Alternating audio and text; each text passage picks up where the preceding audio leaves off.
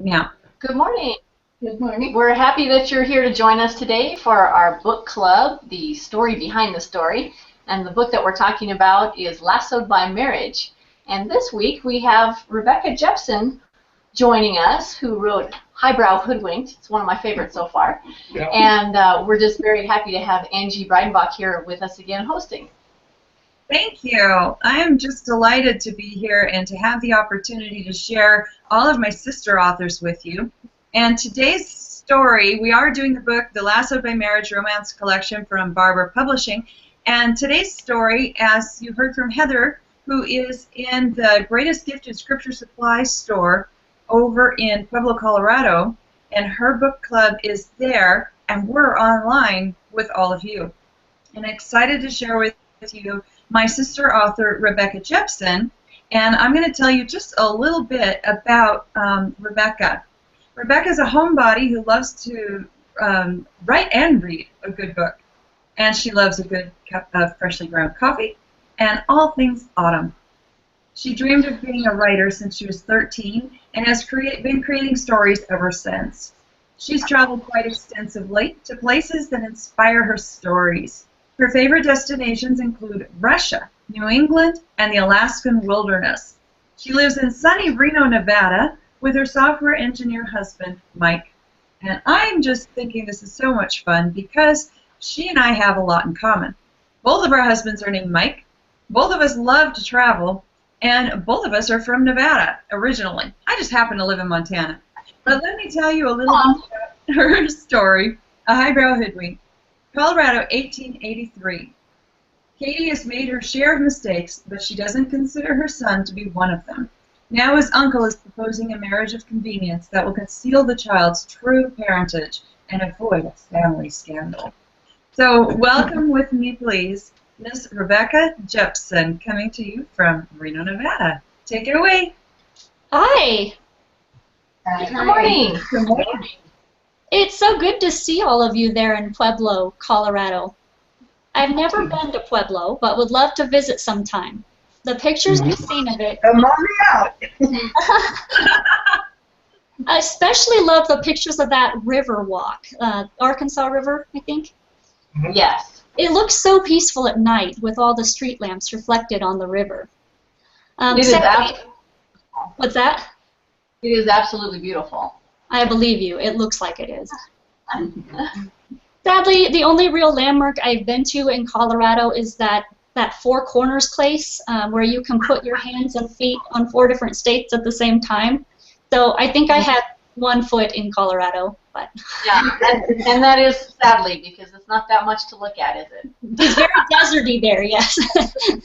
Yeah, absolutely nothing else there. Yeah. And then when you go to the visitor center and determine that they have over the last few years figured out that if that's not actually the right spot, oh no, it's a little depressing. That's very depressing. I don't remember that. This was a long time ago that I went there, but that's yeah, it's about 50 feet off the mark, so. I remember doing it as a child, like a little crab walk on it. Yeah, I did it different too. I put my hands behind me and my feet in front of me. I wanted to make it kind of more zany, I guess. I don't know. Anyway, I hope to see more of your state, especially since it's not too far from Nevada, where I live. My husband and I moved here shortly after he graduated college for his job. We left the beautiful, lush, green state of Oregon for Reno. Wow. But it's a change. The wonderful news is that God made streams in the desert literally for us, and it turns out we actually love it here. We're at the base of the Sierra Nevada mountains and just 45 minutes from Lake Tahoe. And on the plus side, with it not being green, it's almost always sunny. Recently on a blog interview, I was asked, what do you love most about your hero and your heroine in this story? Not only did the question strike me as an interesting one, it also immediately put me at ease. This was something I could talk about. To me, one of the best parts about writing historical fiction isn't that I get to learn about floor-length gowns, bustles and hoops, traveling in horse-drawn carriages, or attending fancy balls. Don't get me wrong, all of that is fun. But what fascinates me even more is learning how a particular historical setting may have shaped my character. I ask myself, what would it be like living in this era, in this set of circumstances, in this world I've put my character in? How would I really feel sailing on the Mayflower, traveling west in a covered wagon, or making my debut at an oh-so-proper ball? So when I created Henry Baxter for a highbrow hoodwink, I wasn't only thinking single dimpled grin, hair wavy with a hint of auburn, or aristocratic manner. Henry Baxter, second son of one of the most prominent, fictional of course, families in 19th century Denver, was molded in part from a particular paragraph of one of the books I read for my research. The book is called Mrs. Astor's New York by Eric Homburger. Bear in mind that though Henry's story is set in Denver, his mother's people are from New York City, as were many of the old who's who families in Denver at that time. Much of Denver's upper crust was comprised of former members of the old guard from the East. This particular paragraph in Mrs. Astor's New York refers to two brothers in the Astor family, John, the older, and William, the younger. It says, he, John, was the oldest son, and the Astors fervently believed in primogeniture. Younger sons could expect less solicitous care.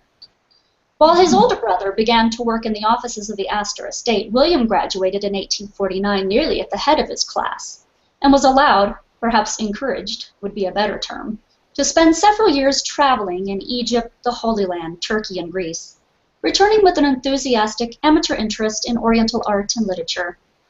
Regarded as cleverer than his older brother and far more charming, terms like outgoing, spirited, and polished were used about him as a young man. Upon his return to New York, he entered his father's office on 26th Street, where he remained looking for something to do until his father's death in 1875. There was no real place for a younger son in the family business, and he received no encouragement to involve himself in affairs which were controlled by his father and older brother. Back in New York, he devoted himself to a love of ease and comfort, and how dreadful the words ease and comfort were to maternal ears, with their associations of dandyism and dissipation. So that phrase, there was no real place for a younger son in the family business, really struck me. Here I had this second son of a prominent family. In my mind, Henry was already living in his illustrious brother's shadow. And then I read this. It was a perfect launching off point for Henry's character, this no real place theme. It gives him some baggage to overcome. And that baggage became the answer to my blog interviewer's question.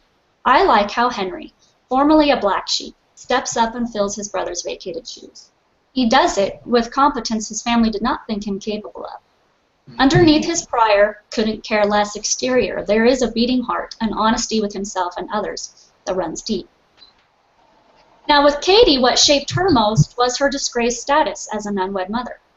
Though this aspect of her character is sad, it's very true of the times, and I couldn't ignore the profound impact it would have had on her. Reading from a 1925 case study on unwed mothers. Her delinquency, made extremely difficult to conceal because of her maternity, is of the kind published most drastically by society, and the girl fears not only suffering for herself, but shame and humiliation for her loved ones.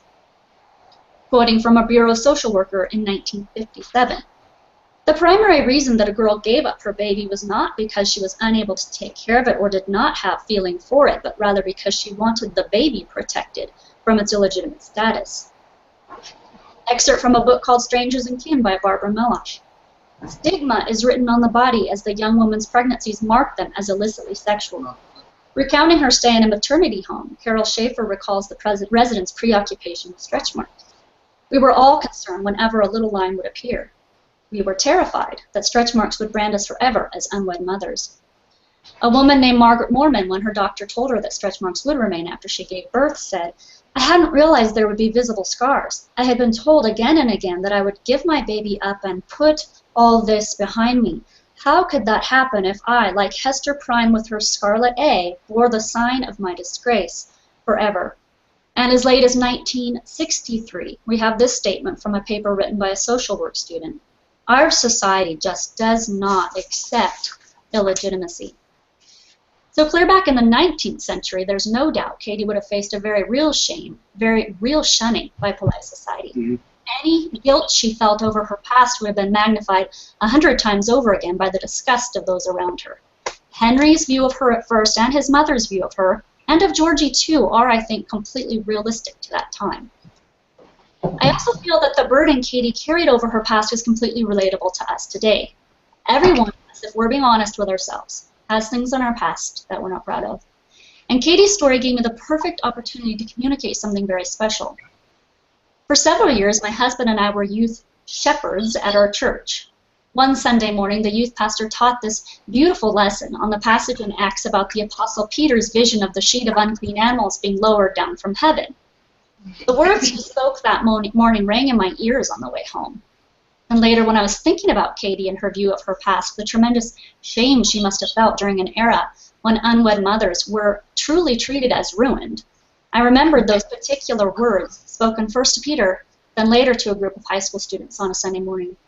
And with my youth pastor's permission, I wrote his message into Katie's story.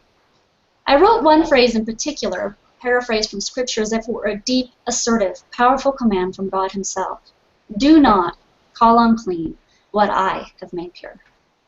Amen. Because of those words, Katie was able to stop dwelling on the past and enjoy the present, and I so hoped that there would be others out there who would too.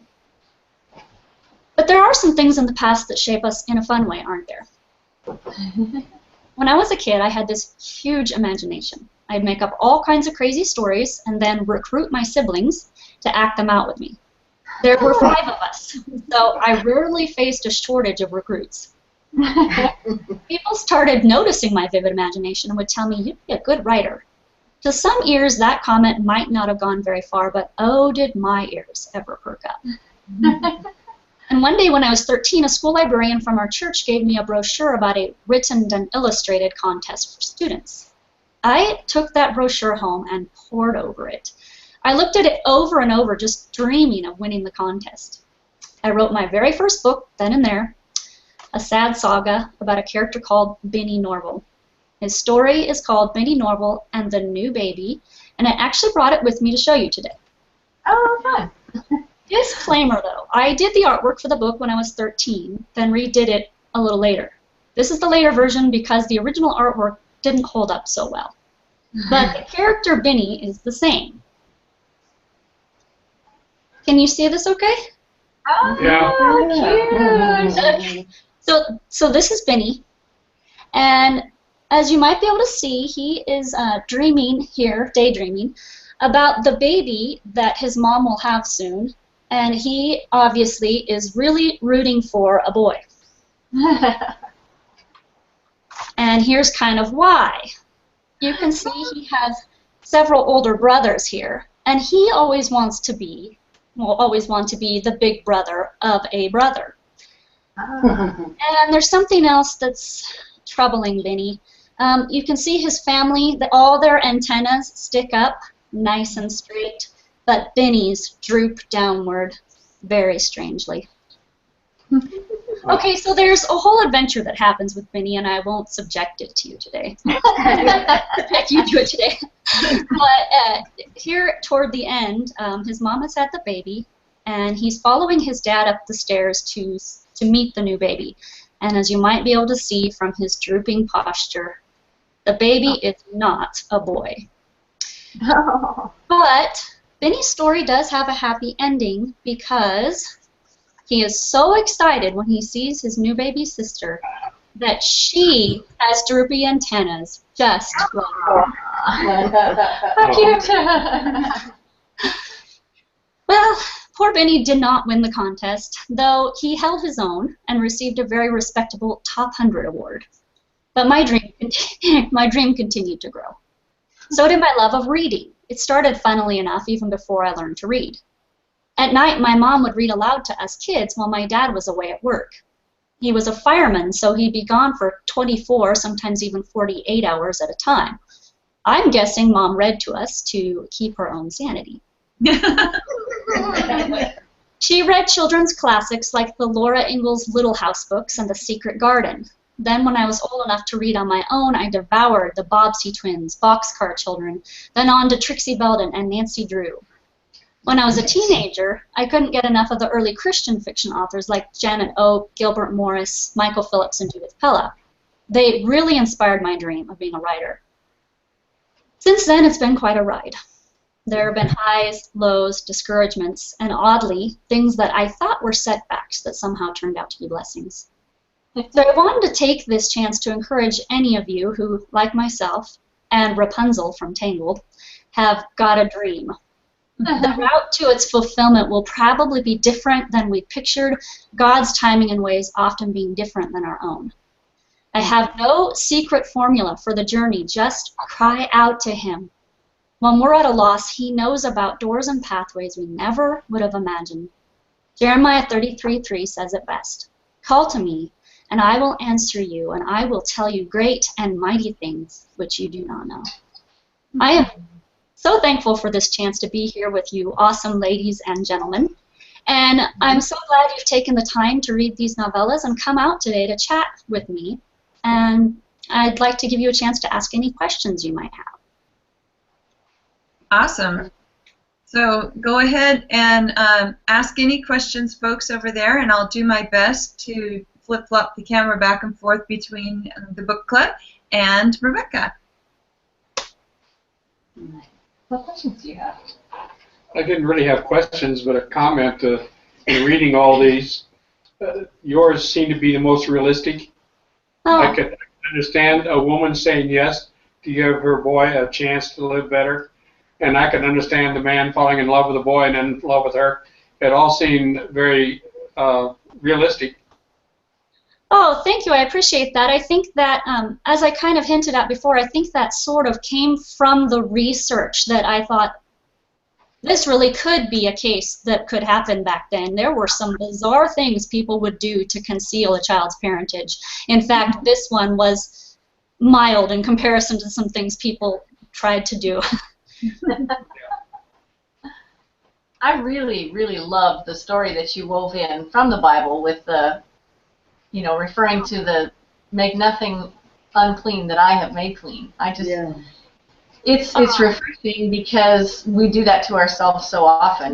You know, there's things in my life that I'm sure when I get to heaven there'll be a tally sheet of, Heather, you didn't need to ask for forgiveness for this 296,000 times. We're not on the first one.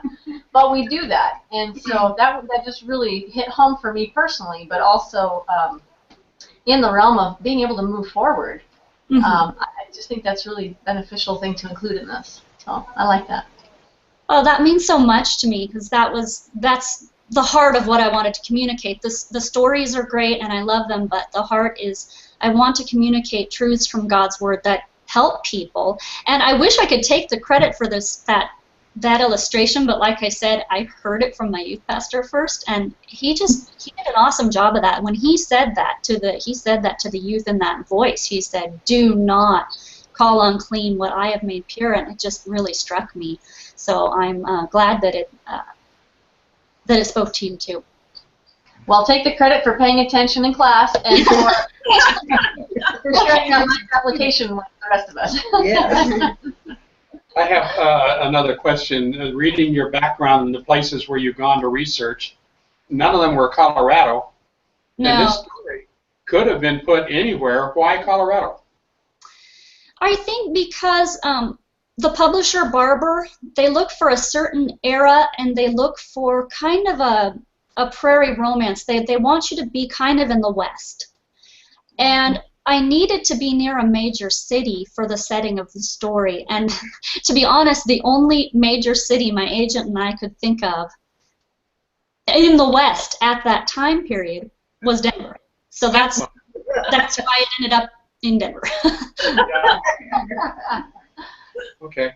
Well, I liked the inclusion of the small towns around it, and that she was up in Aspen. You know, it was kind of more secluded, and that made a lot of sense. Oh, and then it wasn't too far away, so. Yeah. Yeah, it would have been fun to do little towns and kind of a more mining town setting since it's Colorado, but like I said, the family and the story kind of revolved around the kind of people who wouldn't be in one of those tiny little towns. They would be in somewhere bigger because of their banking business, their investment bank that they ran. Right. it's interesting too to see the historical setting of traveling from one place to another and how long it took. Mm-hmm. You had to go part of it train, part of it was stagecoach and other things. Yes. We don't think of that today. We think of, well, Aspen's just up in the mountains a little ways, and Denver's a short trip from here. It's a whole different world. It is, and I think they were probably amazed they could get there in 2 or 3 days. Make good time. Yeah, because prior to that, no. One of the things I'm looking forward to hosting some of the other authors, but one of the authors that cannot be with us in person, and I'll have to show you a recording of her. She has a story that has a chapel car in it where they took the trains to... Oh, Yeah, Railroad Yeah. Into Love. Railroaded in love, yeah. Yeah. yeah. It was really interesting listening to her. I got to hear her live on Monday night as we recorded this, and it was really interesting to hear, like what you were saying there, you know, in Pueblo. It was really interesting to hear her talking about how they got the gospel, you know, to the people taking these trains and how long it took, and how the people couldn't even have a regular church in these small towns, so they would run. You know, so it's going to be a really fun one to share with you because of the conversation today, you know, with Rebecca. So it's really it's cool how that'll tie together. Nice. That was another thing I thought was nice, Rebecca, was the little seeds that were planted in Katie in the beginning. You know, the little the traveling minister that went around and just those little seeds that were planted in her as a child. It said that she had long forgotten those, but that came back up when the situation presented itself. And I think that's always an important thing to remind people of, is that, you know, you may not be the one that brings this person to Christ, but the seed that you planted can be watered by someone else later down the road and grow. I think so too, and that's huge for me because I work with youth, or I did. We're not doing it right now, but my husband and I often will help with youth group, or I think of the people in our church who work with the children in Awana, and it's just good to know that those things they learn, especially Scripture, they will be in their heart forever, and it will come back to their mind. God will bring it back to their mind when they need it, and then maybe they'll be saved even though they weren't at the time. Those seeds can be become a harvest later, like you said. That is really cool.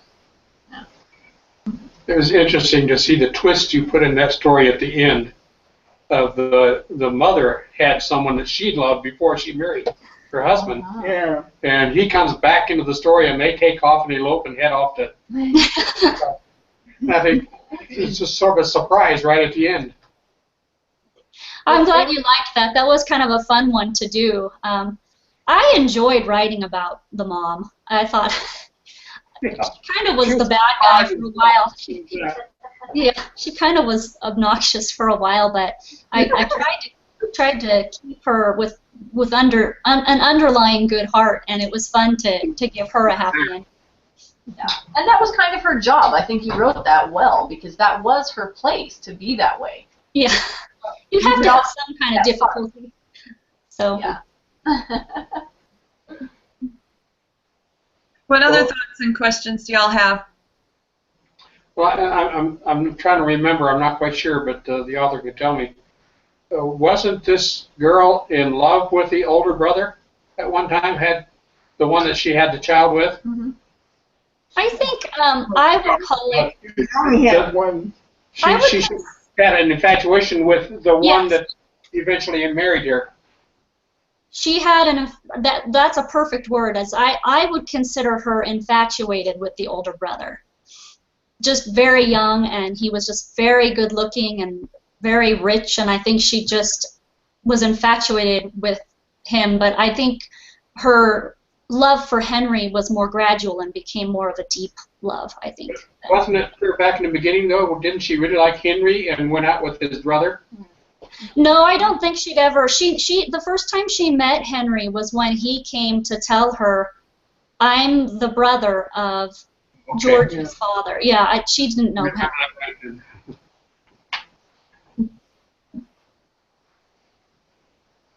What other thoughts or ideas or questions do you have for Rebecca today? A personal one.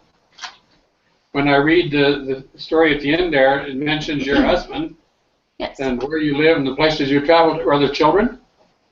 We don't have children. We would have loved to, but so far that has not been something God has blessed us with. All the details. I'm just curious.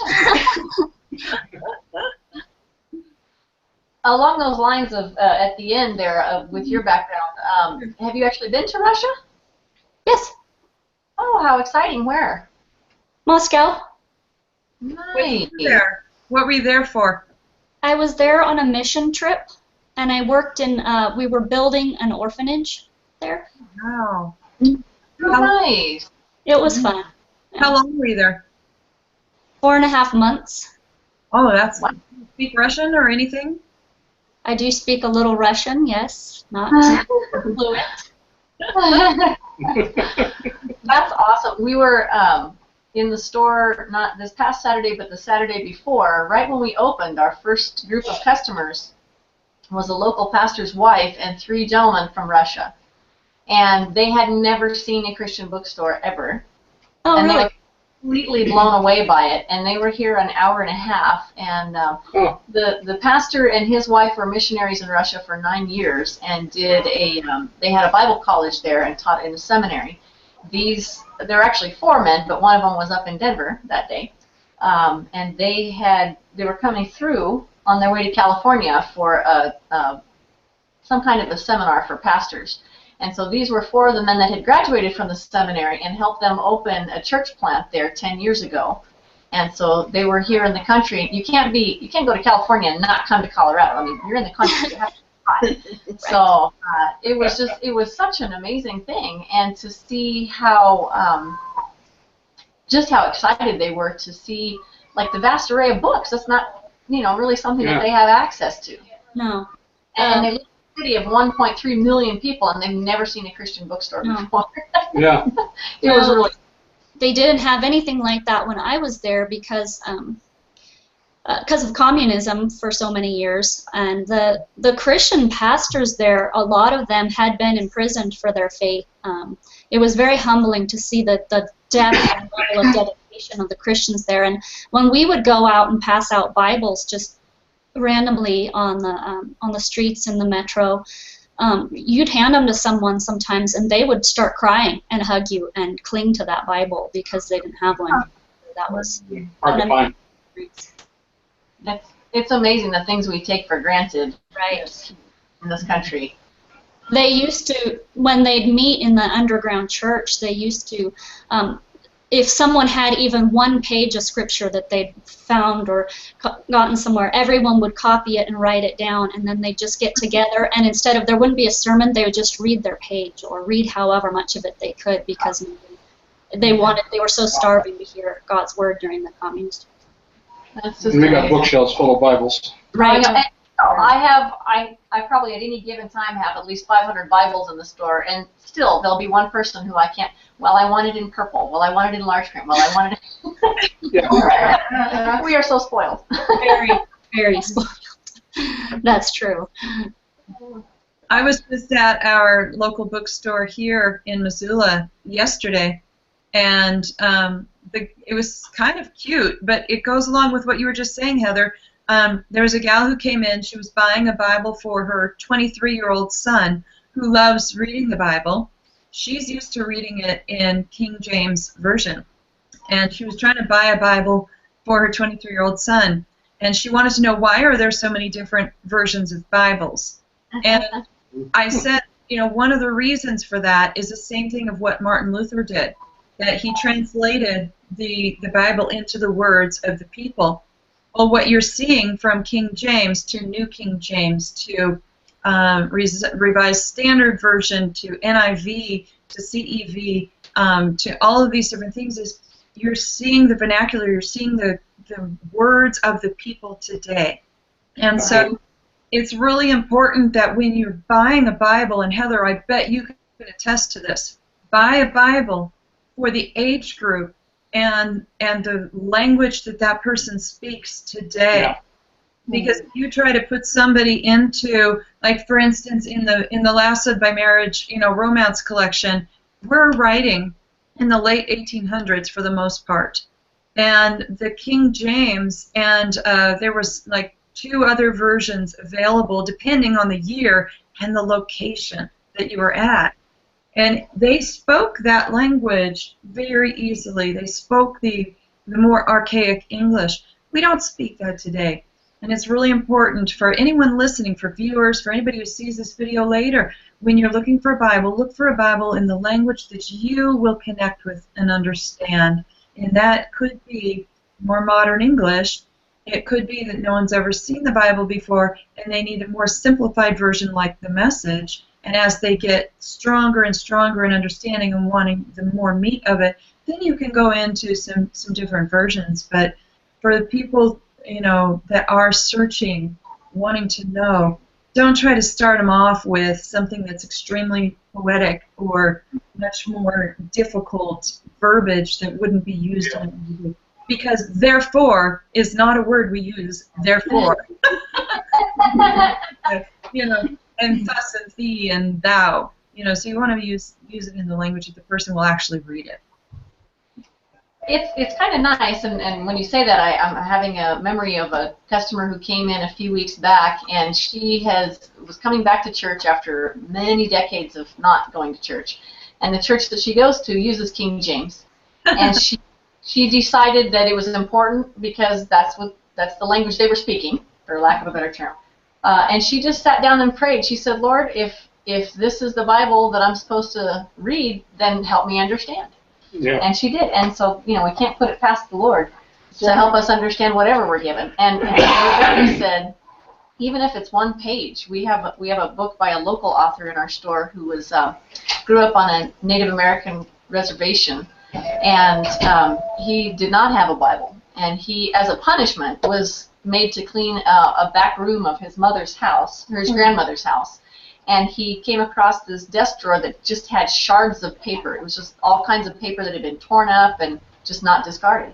And as he's pulling them out, he's looking at them, and he found 1/2 of a page of a Bible.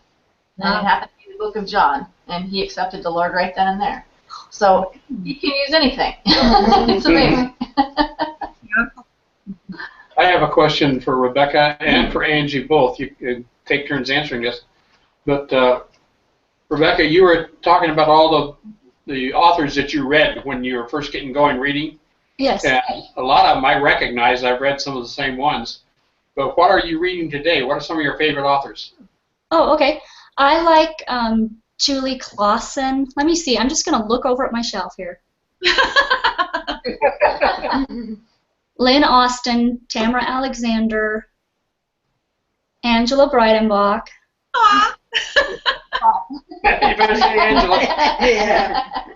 Oh, probably my favorite author now is Liz Curtis Higgs. She writes some books set in Scotland that are recreations of the biblical story of Jacob, Leah, and Rachel, and then another 2-book set that is about Naomi and Ruth.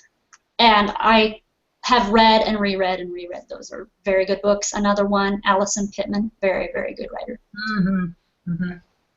I agree with a lot of her choices. I would add, I read a lot of Francine Rivers. She's who introduced me to Christian fiction. I didn't know it existed prior to that. And I read Tracy Peterson. She's one of my mentors and dear friends, and so I really enjoy reading her. And I've been reading my sister authors in this book because I'm getting to know them a little bit more. And what I've learned about fiction is that the voice, the personality of the person is their voice, and you're told write in your voice. And people find that, you know, unique voice and write in it, and people don't realize that it really is just your personality. It's the words you would choose, and so it's been really fun getting to know their personalities through that. And I can definitely now, having done these events, Rebecca is the sweet and wonderful lady that you're meeting today, and you know, Angela Bell is that really kind of fun little Victorian. Modern girl. You know, they really are who their voices come across in their books. So I've been having a lot of fun with that. I read a ton of fiction and nonfiction, and I read across genres. I grew up reading since the time I was 4, and right now I'm reading some travel books for Scotland. And the Bible that I'm reading right now, I'm reading the Leadership Bible in its NIV version, and the reason is that inside here they have all of these great insights for leadership, and because I run the Christian Authors Network nationwide and groups like this where I help people connect, I want my leadership skills to improve because I just don't think I'm good enough as a leader. So I do that. And then I also read a lot. Right now, I'm reading a book that was written in 1893 about the Columbian exposition for the World's Fair. So I read a lot of the books that are super, super old in order to translate the knowledge that I need into the books that I'm writing as well. That's fun. Now, Rebecca, you must have books that you read other than fiction. Who are some of your favorite authors outside that genre?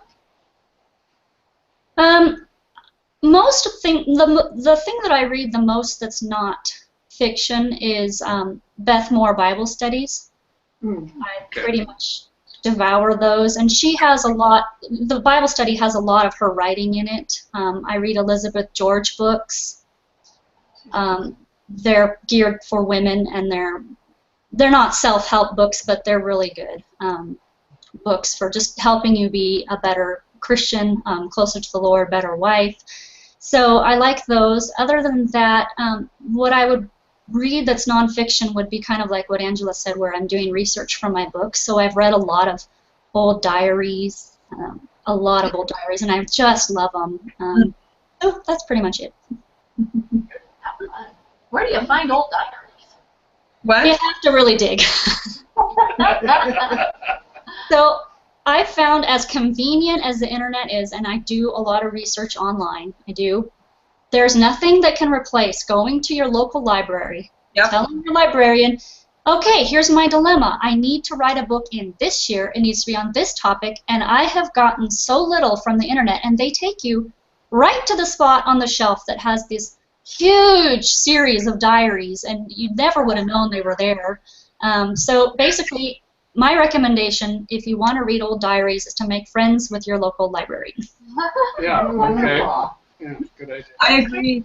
I think there's in the Missoula Library, there's what they call the Montana Room, and that's one of the reasons I decided to be a Montana historical author as a norm, because I've sat there and read like crazy.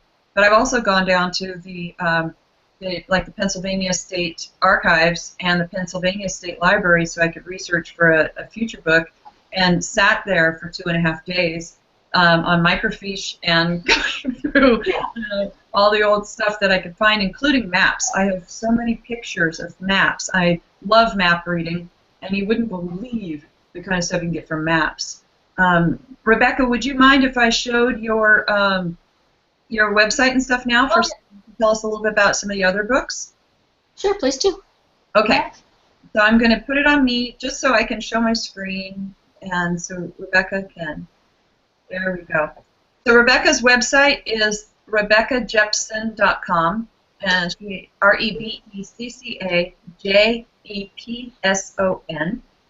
And this is what you will see when you get there. And I like stories to uplift and inspire. Nice. Mm-hmm. She also has, and like I was mentioning before, the way that you can tweet out and share that, onto Twitter or onto the other places that she has for social media. And so it's really fun that you can share that, you can see that, and you can even retweet her. So this is obviously something that she's enjoying right now, is Journey to the Well. So Rebecca Jepson, and she follows her name on Twitter, so I'm going to just put that over here so you guys can find the link later. And that way you can follow her on Twitter, and then here is her website. Getting good at this, aren't I? Yeah, really good at this. great. I'm impressed. I'm just happy when I get all the plugs in the right spots. And Amen. My brother was here helping me set this up at the beginning, Rebecca, and he is, I call him Big Brother Tech Support. There you go. He's just a self-taught genius, and so he was here the first couple of weeks, and then the third week I was expecting him, and he had an emergency and couldn't come, and I'm like, ah! Oh, But panic. yes, the good Lord and good notes helped me. Yes, my husband is out of town. Go ahead. Sorry. What'd you say? As they have grandchildren, they take care of the tech stuff. There you go. You got to have someone. My husband does it, and he's out of town for work right now, and I was kind of in a panic thinking, oh no, what if something doesn't come on? Thank the Lord it did. I have another question for Angie. This is totally off the subject somewhat, but you mentioned that you said chairman or something of the Christian Writers Group. I'm curious. I've been reading all this Christian fiction. It's really good, but it's all women. Oh. Maybe men that would talk about something other than how pretty the dresses are. Yes, as a matter of fact, in the Christian Authors Network, I can, I'll pull that up really quick and I'll show you quite a few men that we have that are members, and they are pretty wonderful guys, and it's really nice to be their, you know, to be their president, to be able to help promote a little bit about their work. Besides the, let's see, let me get on really quick to, and I'll show you. I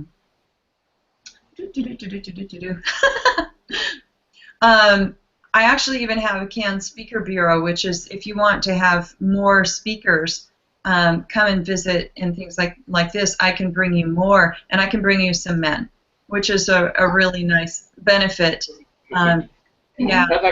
Everybody thinks that women are involved in romance and men aren't, but men are very romantic. And they enjoy the books, and I don't know why they don't write them. You know, actually, quite a few do, and to be honest, my husband is more romantic than I am, but shh, don't tell him.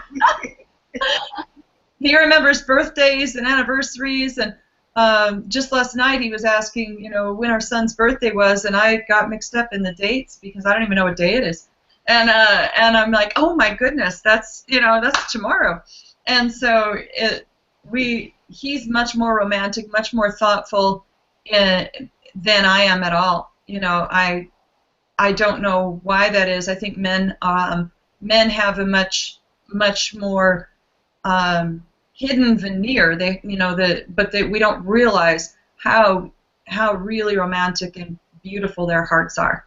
So I really love to write men in my books because I see that in men. It's so true. My husband watches what he calls the heart with me. He loves them. Dr. Ted Bear is one of our members, and he is actually into filmmaking, and he runs the Movie Guide. And this is a great place to go. It's called movieguide.org. Great place to go to see movies, movie reviews, things like this that are wonderful. He writes nonfiction, but he promotes movies of all kinds who have more Christian content, more biblical content, because what he's found through all of his studies is they sell better, and now the big movie moguls are coming to him. Yeah. Add that content, so that's pretty wonderful. We do tend to have, as you see, quite a few women who love to speak. One, you can maybe see Michael Duncan here. He's center screen off to the side. He is a pastor over in Washington, Pacific Northwest area, and he's a great writer. Jesse Floria, he's been focused on the family. He writes for the teens and tweens and children, and he does do nonfiction, and I believe he does some fiction. Dave Fessenden is both a fiction writer, and he does some great fiction that I honestly believe you would love. One is called, it's about a speakeasy, so it's still historical, and it's got a little mystery to it, and definitely a little bit of romance in it too. He's also an agent, if people are looking for agents. Again, you know, lots of ladies here we have Bob Hotstetler is one of our authors. He tends to do more nonfiction, though. And then one thing I find is that more of, Richard Mabry, Doc Mabry, he definitely writes fiction. There's definitely romance in it, but he writes his fiction is medical and with a little bit of suspense and that kind of thing. I've read some of those. Yeah, so he's one of our members. Cease Murphy. I love Cease Murphy, and I will tell you, he's written. He's been a major ghostwriter for years and years and years. He's a well-known ghostwriter. He wrote Don Piper's book, 90 Minutes in Heaven. He wrote the book for. He's no longer our presidential candidate, but he wrote Gifted Hands with Ben Carson. And so those are books that you might recognize. He's written well over 100 books. I've lost count of what he's written. He alone has made sure that a lot of authors, he's used the funds from the book 90 Minutes in Heaven to give scholarships to authors to go to conferences so that they can continue to learn and grow. He's a major under-the-wings force that you don't even realize in this industry. God has blessed him so that he has blessed so many others. And the Christian fiction and nonfiction industry today, many of us stand on Cease's shoulders. So I would highly suggest, if you can find any books by him, he's fantastic. Looking for a few. Oh, here we go. Craig Von Busick, you may have heard of him.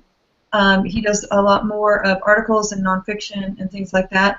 And these are not all of our members. These are the ones who like to speak. And so when you, sorry, we've got some members also. Nick Harrison just joined us. I don't have a page on him up yet, but he is also writing fiction, and he's a wonderful human being. I got to know him last year at Mount Hermon Christian Writers Conference, and he's going to be there again this year. So just to kind of go through the list, you can do things like you can pop in and see their page. Let's go and see Bob's page. So you can see what their bio is like on the Christian Authors Network, and then it'll pop you over to their website, and you can see a lot about them. He's been a disc jockey, a pastor, a magazine editor, freelance book editor, foster parent to 10 boys. Bob and Robin have 2 adult children, and on and on. So you can see that there's a lot of opportunity to get to know the different authors from the Christian Authors Network, and you can see that there are definitely men in there. We would love to have more men in the writing industry, writing fiction that we know of. I do know a couple of friends of mine that are writing fiction that are not yet in the Christian Authors Network, and one, he wrote The Chair, and all this. How embarrassing is it when you blank their name? His name is James. Oh my gosh, he's just gonna kill me. You mean you're human? Oh my word. Oh gosh, I need more caffeine. And he's a good friend too. Oh, I feel horrible. When I think, you know what I'll do is I'll send you a link to some of his books too. So that gives you another opportunity to see a little bit more. And Heather, I think I sent you a flash drive and a book. It's not a bookmark. We did a brochure this year on the new releases from the Christian Authors Network on all the different books that were coming out January through June, and I'll do another one for July through December. I'll make sure you get one. Okay, thank you. Yeah, thank you for asking that question, because I really have not had the opportunity to share much of that with folks, and that's definitely a heart of what I do. And as soon as Rebecca has her second book out, I'm excited to have her join us at the Christian Authors Network. So all of the authors in the Christian Authors Network, you have to have 2 traditionally published books within 5-year period to qualify. And once you've done that, then you can qualify to be a member, and you can also qualify to be a speaker in the speaker bureau and things like that. So it is a wonderful opportunity, and then you know that that person is moving toward a career and is really solid and strong about their ability to produce. I have no doubt at all that Rebecca will be joining us soon. Oh, thank you. Do you have that in the works, Rebecca? I am writing another book right now. I'm getting close-ish to the end, so that's good. It's a historical fiction novel also. Historical romance, probably more. I can tell a lot about the color of people's dress, so you'll be excited about that. Yes, I am working on another book, and the best way I would say to keep up with any news from me is to sign up for my newsletter on my website. And she showed you my website there. It's just RebeccaJepson.com, and there's just a button you can click to sign up for my newsletter. And I do not send a lot of them, so it won't flood your inbox or anything. Just if there's something to share, I'll send you information on that. Excellent. Thank you. Sounds good. I remembered James Rubart. Oh, yeah. Oh, I yeah. just love his writing. Yeah, I'm so sorry to James for forgetting his last name right there, because he knows I know him well. And, yeah, I'm sure I will hear about it if he hears about it. You know, I had never read any James Rubart, and I had a very good friend pass away last March after a 5-year battle with cancer. And her father is not a Christian, but he's a very avid reader, and he will go to Goodwill and buy, you know, $50 worth of books, and he'll read just one after the other after the other. There happened to be a James Rubart book in there, and that got him very interested in asking a lot of questions. And I bet it was Rooms. Pardon? I bet it was Rooms. Yes, it was. Actually, yes, it was. It was. And I'd never read it either, and he sent it to me right after her funeral, and I read it, and I thought, oh, thank you, Lord. You know, it really it opened up the world to him to ask some questions that he'd never been brave enough to ask before. And so we've been having some really good conversations because of that. So I think that story is a really good one, and it's a much more biblically accurate, if you will, story than maybe The Shack or something like that. So it's a great alternative, but I think he wrote it more from his own feelings of spirituality and trying to understand how the Holy Spirit works within our lives and things like that. So it's definitely a good one for somebody who's not a Christian. And I think he's a very fun person to get to know, and he's ultra marketing savvy, because he's been doing that for for all of his life. His career has been in marketing, so he's a really good person to talk to about learning anything you need to know for marketing. So, but he's a great guy. I really enjoy Jim. So. Yeah, and hopefully he'll forgive me for forgetting his last name. sure he will. Oh my gosh. Pour the caffeine through the screen. Rebecca, do you have any other things you would like to share today? I can't think of any off the top of my head. Just to really enjoy my time with you all, and I really appreciate you coming and reading the book and enjoying it. So it was very nice to meet all of you. Nice to meet you too. Thank you for the story. It was great. Yes. Well, You're very welcome. Is there anything else you'd like to ask before we close out our event today? I think we're good. Thank you so much. Awesome. I'm just really grateful to be here with you and to have had this fun time with you. Thank you, Rebecca, especially for letting me say a little bit about the Christian Authors Network in the meantime. Oh, that's good. That was interesting. Well, and I can't wait for you to be a member. Me neither. Next week, please join us again for our next episode in the Lassoed by Marriage Romance Collection. And our author next week is going to be Amy Lillard. And I'll double check everything with her. The screen and things are going on and going to be great. Her story is called Not So Pretty Penny. The week after that, we'll be visiting with Gina Wellborn and All Spare. And then the next 2 weeks, we will have some special events that will create the discussion surrounding the last 2 books in the series that Kathleen Barbo and Rose Ross Zedeker wrote. Again, we're in the Lassoed by Marriage Romance Collection, and it has been a joy to be with you all today. And hi, Diane, just saying hi to you over there. I know we've had some viewers on screen as well, but they haven't joined us in the actual event. They've just been kind of watching.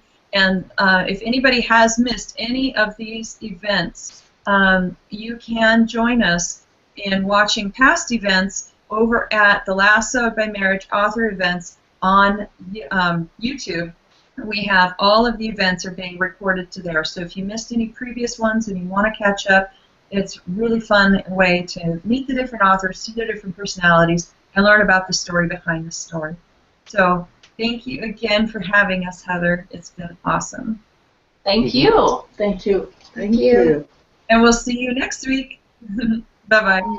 Bye.